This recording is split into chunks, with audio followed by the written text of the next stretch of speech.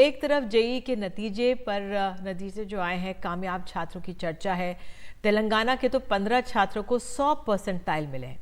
उनसे बातचीत हम लगातार अपने चैनल पर दिखा रहे हैं।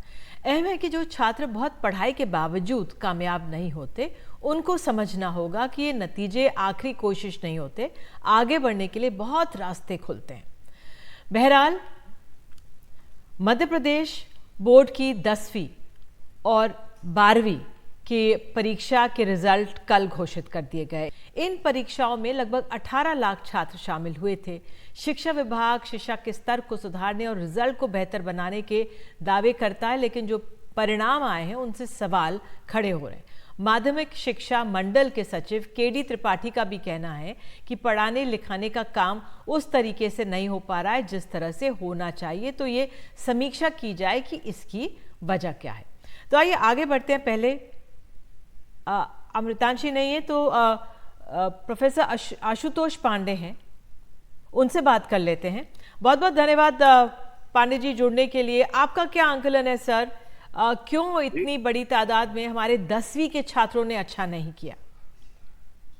देखिए, 10वीं के छात्रों का अच्छा करना या ना करना ये मायने बहुत ज्यादा नहीं रखता। छात्रों ने अपनी बहुत मेहनत की है, पर छात्रों को पढ़ाई का समय बहुत कम मिला है।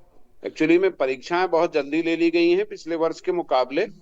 और इस बार जो माध्यमिक शिक्षा मंडल ने एक परिवर्तन किया था, वो परिवर्तन ये था कि पहले बेस्ट ऑफ 5 में रिजल्ट डिक्लेयर किया जाता था, 6 विषय में नहीं किया जाता था। इस बार उन्होंने वो समाप्त कर दिया और इसीलिए परसेंटेज जो आपको दिख रहे हैं पिछले साल के मुकाबले वो कम दिख रहे हैं।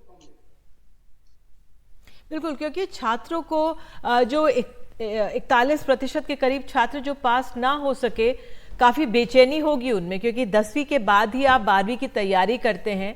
मैं कुछ शिक्षकों से बात कर रही थी सरकारी, ये भी एक तरह से संदेश जाता है कि देखिए पढ़ाने के लिए कम दिन जाते हैं, अपने काम के लिए ज्यादा चले जाते हैं, शिक्षकों पर और दबाव भी होता है और कार्य भी होते हैं।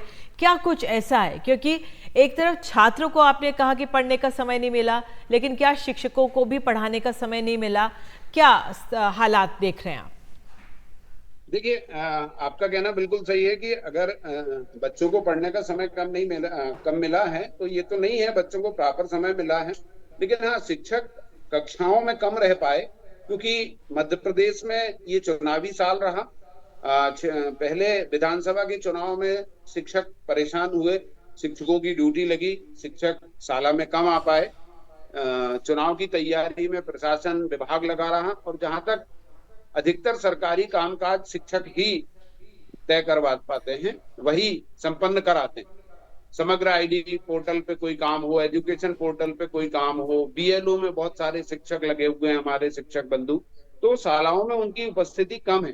दूसरे काम सस्पेंड ना होने के डर से वो उन कामों को प्राथमिकता देते हैं, क्योंकि हमारे यहाँ अगर वो ये अतिरिक्त काम ना करें तो सीधे सस्पेंड कर दिया जाता है। तो इस कारण से कक्षाओं में शिक्षकों की उपस्थिति कम रही, विषय शिक्षक भी कम रहे। हमारे यहाँ भर्ती प्रक्रिया भी इतनी लेट है कि 2.5 लाख शिक्षकों के पद खाली। माध्यमिक शिक्षक, प्राथमिक शिक्षक, उच्च माध्यमिक शिक्षक, वरिष्ठ शिक्षकों की अभी भी पोस्टिंग बकाया। तो ऐसे में किसी विषय का कोई शिक्षक दूसरे विषय पढ़ा के काम चला रहा है, जिससे कि पढ़ाई प्रभावित हो रही है, और जिस कारण ये रिजल्ट के रूप में कमी आपके सामने आई।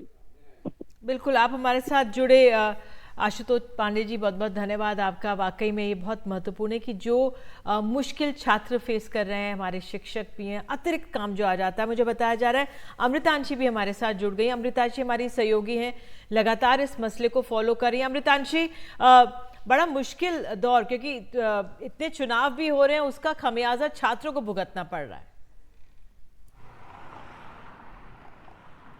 बिल्कुल, देखिए, राज्य शिक्षा केंद्र के एक आदेश के मुताबिक, जो कि 2022 में आया था, प्रदेश के 6000 से भी ज़्यादा जो स्कूल हैं, या तो वो शिक्षक विहीन हैं, या फिर अगर बात की जाए तो ऐसे स्कूल सिर्फ एक शिक्षक के भरोसे चल रहे हैं। यानी आप सोचिए कि तमाम जो कक्षाएं हैं वो सिर्फ एक शिक्षक के भरोसे चलाई जा रही हैं। मध्य प्रदेश में कहीं ना कहीं शिक्षकों की कमी है, और ये कभी जो है वो निकल कर सामने भी लगातार आता है। और इस बार का जो रिज़ल्ट रहा है, ये जो है माध्यमिक शिक्षा मंडल मंडल ने खुद माना है कि पिछले सालों के मुताबिक इस बार जो है वो रिजल्ट काफ़ी ज़्यादा जो है अच्छे प्रदर्शन नहीं रहा है। हालांकि मध्य प्रदेश सरकार ऐसे जो छात्र हैं, क्योंकि छात्रों के लिए कहीं ना कहीं जो छात्र पास नहीं हो पाते, जो छात्र फेल हो जाते हैं, उनको यहाँ पर बिल्कुल भी किसी भी तरह की फिक्र करने की ज़रूरत नहीं है, क्योंकि मध्य प्रदेश सरकार रुक जाना नहीं योजना मध्य प्रदेश में चलाती है, जिसके ज़रिए छात्र दोबारा से एग्ज़ाम दे सकते हैं और एक बार खुद को मौका दे सकते हैं। लेकिन कहीं ना कहीं इसके पीछे ये निकल कर सामने आता है कि आखिर ऐसी क्या वजह रही है, क्या सरकारी स्कूल में प्रदर्शन बेहतर नहीं हो पा रहा है? क्योंकि इस बार भी जहाँ पर भी MPBSE का जो बोर्ड पैटर्न लागू है, प्राइवेट स्कूल ने सरकारी स्कूलों से कई गुना ज़्यादा बेहतर प्रदर्शन किया है और पिछले कई सालों में यही जो है वो स्टैटिस्टिक्स रहा है कि सरकारी स्कूल प्रदर्शन में पिछड़ते जा रहे हैं। तो कहीं ना कहीं सरकारी स्कूलों में शायद शिक्षकों की कमी हो सकती है, सर्व सुविधाएं युक्त सरकारी स्कूल शायद नहीं बन पा रहे हैं, जिस तरह की शिक्षा बच्चों को देनी चाहिए वो नहीं मिल पा रही है और इसी कारण बच्चे या फिर छात्र इसको लेकर पिछड़ते भी जा रहे हैं। इसको लेकर माध्यमिक शिक्षा मंडल ने हालांकि ये बात कही है कि वो इसको लेकर आगे देखेंगे, इसका एनालिसिस करेंगे कि आखिर क्या वजह रही है कि जो सरकारी स्कूल के बच्चे, खासतौर से क्योंकि जो रिजल्ट में पास नहीं हो पाया, जो फेल हो गए हैं, वो ज्यादातर सरकारी स्कूलों के बच्चे हैं। तो क्या कुछ वजहें रही हैं, इसका एनालिसिस करने की कोशिश तो की जाएगी, लेकिन वाकई में अगर ऐसा हो रहा है तो ये चिंताजनक स्थिति है। जी बिल्कुल चिंताजनक स्थिति, और सत्ता को, प्रशासन को देखना होगा, चुनाव कराएं और शिक्षकों पर ये बोझ ना डालें, क्योंकि उनकी सबसे ज़्यादा ज़रूरत स्कूलों में होती है और ये तमाम प्रदेशों में स्थिति देखने को मिलती है। बहुत बहुत धन्यवाद अमृतांशी आपका जुड़ने के लिए।